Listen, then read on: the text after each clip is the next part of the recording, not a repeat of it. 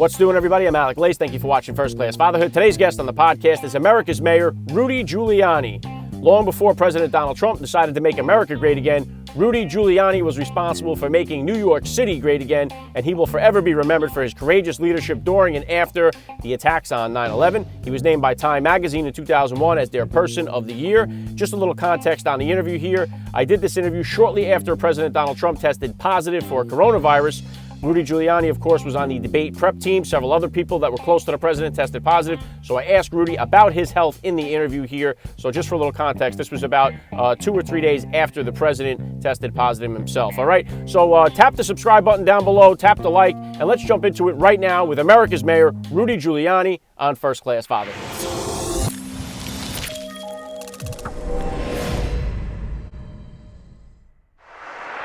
Joining me now, First Class Father, America's Mayor, Rudy Giuliani. Welcome to First Class Fatherhood.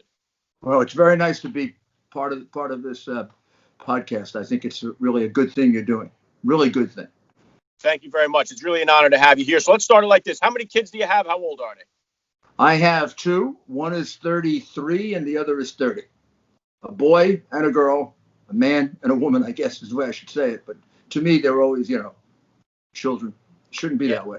Yeah, very, very, very cool. And just an update here. I know that you were part of the president's debate team. Everyone obviously testing positive here and that. How is your health right now? Any signs? Anything update on the test for you? No signs of it. I took one test so far that was negative. I'm going to take another one shortly. But I feel fine. I mean, I feel perfectly healthy. None of the signs of it. And but I'm 5 or 6 days into it now, so we'll just test again. Okay, so far so good. And getting back into this then, about how old were you, Mr. Mayor, when you first became a dad, and how did becoming a father I was a dad fairly late in life. In my 30s. Andrew was born, I was in my late 30s, actually. And then Caroline was born 2.5 years later. Andrew was born in 86 and Caroline was born in 89. Yeah, and obviously, I'm born in the Bronx myself, and it's tremendous. You really were responsible for making New York City great again once upon a time. And since then, it's taken a nosedive for the worse here. I drive Uber on the weekends. It's really a shame to drive through. Families have moved out of New York City in droves. Breaks my heart. It breaks my heart. What's going to have to happen here, Mr. Mayor, in order to get the families to start moving back into New York City? You need a mayor who's a leader and can make tough decisions. And can understand that you can't let criminals, 8,000 of them, back out on the street, and that this whole broken windows theory that he mocks, de Blasio mocks, is that the key to why the city is doing so well. That means you got to pay attention to the smaller things. You can't let this graffiti just abound in the city because it shows a sense of lawlessness and it invites further lawlessness. You can't let people get away with minor crimes completely because then they become major criminals. You got to have kind of a equal adjustment of the law where in all the different areas in which people's quality of life is affected. You can't allow homelessness to go unchecked. I mean, I don't even understand that. I've never understood homelessness. I don't understand the left-wing politicians who somehow think that homelessness is good, and therefore we should have a lot of it. To me, every single homeless person is a challenge to my Christianity, really. I mean, the person should be helped. They shouldn't be left on the street. It doesn't do them any good. It doesn't do us any good. And I've been complaining about that for 4 years to no avail. I mean, I wrote an op-ed piece about how any city with homeless people has a mayor that doesn't love people.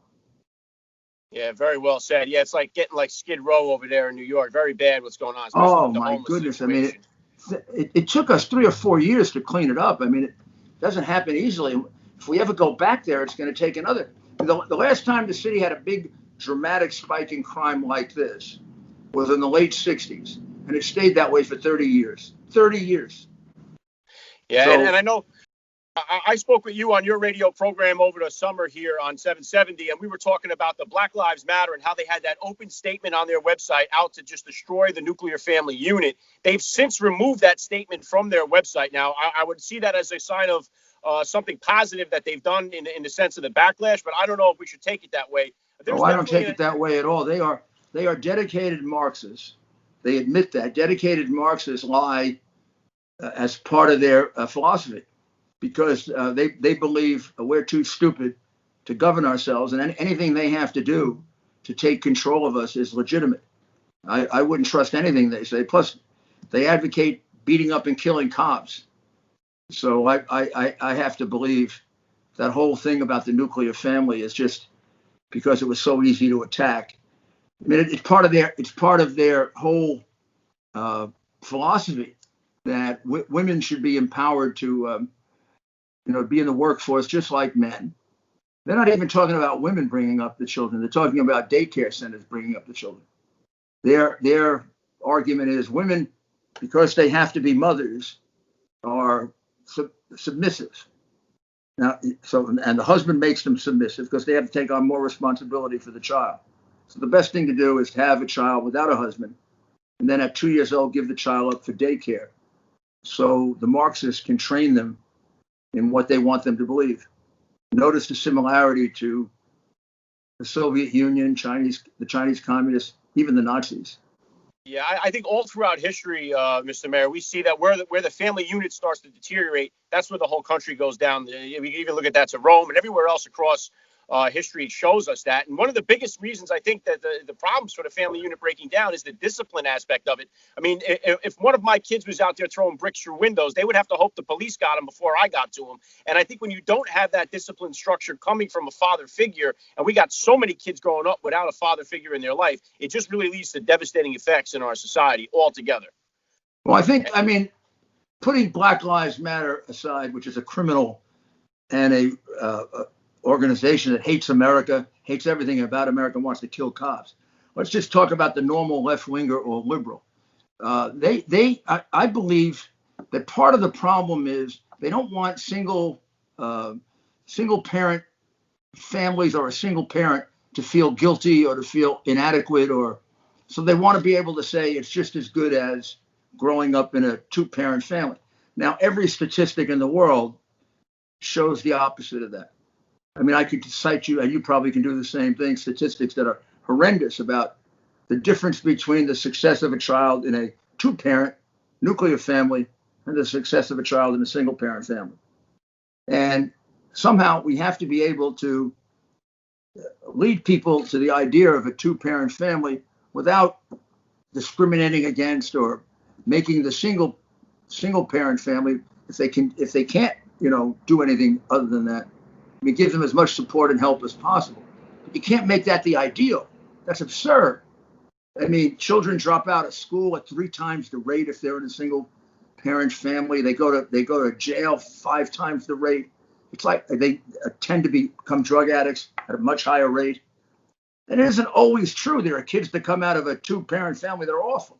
But I'm talking now, major statistics are undeniable that it is much better for a child to be brought up with a mother and a father than just with a mother, just with a father, or by a grandparent. Are there exceptions? Of course. But is that the ideal? No, it isn't. I hammer away on those statistics all the time on the show here, Mr. Mayor. And I think, in my opinion, the fatherless crisis that we have is the number one social issue that we have facing the country. And I think if we could tighten up our family units, bring God back into focus here, I think those 2 things alone would really straighten out most of the trouble we're seeing in our country. I think you're right. I mean, I look upon men who don't support their children as some of the most horrible creatures that I've ever encountered. When I hear these men who deny that it's their child, and then the DNA shows that it is, and they don't pay child support and they don't take care of the child. I mean, even if the family's going to break up, the father still has to remain there. I mean, there's a great deal of security that a child gets, even if the parents break up, if the father is continuing to, keep his obligation to support the family. When these guys run out on it, they should be put in jail. I mean, I was going to say, we hear that term toxic masculinity thrown around quite a bit. I don't really know what they mean by that, but to me, a toxic masculinity would mean a guy that has a child and then disabandons his child for life. I think that to me is a toxic man all the way around. Well, I mean, there are good aspects to men and bad aspects to men. The same thing with women. But I mean, a man is supposed to be responsible for, the children he brings into this world as much as the mother. I mean, of course, it's more closely connected to the mother because it comes from the mother's body, but it's just as closely connected to the man because it's half him. And how you cannot feel responsible for the children you bring into the world, I can't fathom. And I think the only way we can make sure that men are is to punish them very severely when they're not. Yeah, well said. And obviously, you're always going to be remembered for your strong leadership during the attacks on September 11th. How would you say that experience, 9/11, how did that impact you or change you as a father? Oh my goodness, a lot. I mean, being a father changed me a lot. You know, when Andrew was first born, I started to realize that I'm not immortal, that I have to be more careful. And when September 11 happened, the first thing I thought about was making sure they were safe. And I couldn't do it myself. I felt terrible because I had a whole city to take care of. But they were, and then thinking, what kind of world are they going to grow up in? Not just them, but all the other children. Here we are, people going to work in the morning, perfectly innocent, and these Islamic terrorists come from overseas, train and attack our buildings like they had missiles and kill innocent people. I mean, and I knew that this was going to be a long struggle because I know the history of Islamic terrorism very, very well as a prosecutor. So I knew once they did that, we're talking about probably a struggle that will take us through my lifetime and most of theirs before it's won, because of the way in which they are so in a warped and sick way dedicated to their misinterpretation of their religion. Yeah, there's no doubt about that. And I know we're running up against the clock here. So last thing I want to ask you, Mr. Mayor, I love to ask all the dads to get on the podcast. What type of advice do you have for that new dad or for that about to be father who's out there listening? Devote as much time as you can. Sometimes you can't, particularly if you're young and you're trying to make a living for your family. But when you do spend time with your children, make them really important. You know, there used to be the concept of quality time. It shouldn't be ignored. In other words, even if you can't be with them a lot, make sure when you are with them, they're the center of attention. When I became mayor, my kids were about, Andrew was about 7 or 8, and Caroline was about 5, 6. And I knew the minute I became mayor that it was going to take up a lot of my time. So I sat them both down and I told them I was going to try to come to every game, every play, everything that a father should come to. But sometimes because I was the mayor, I might not be able to come, or you might see me get up in the middle of it and have to leave. But please understand that's because daddy has this job, this obligation. And my son remembers that I was at every one of his games but one. The only one that I missed was right after September 11. My daughter remembers that I was every one of her plays. And did I miss one? If I did, I missed only one.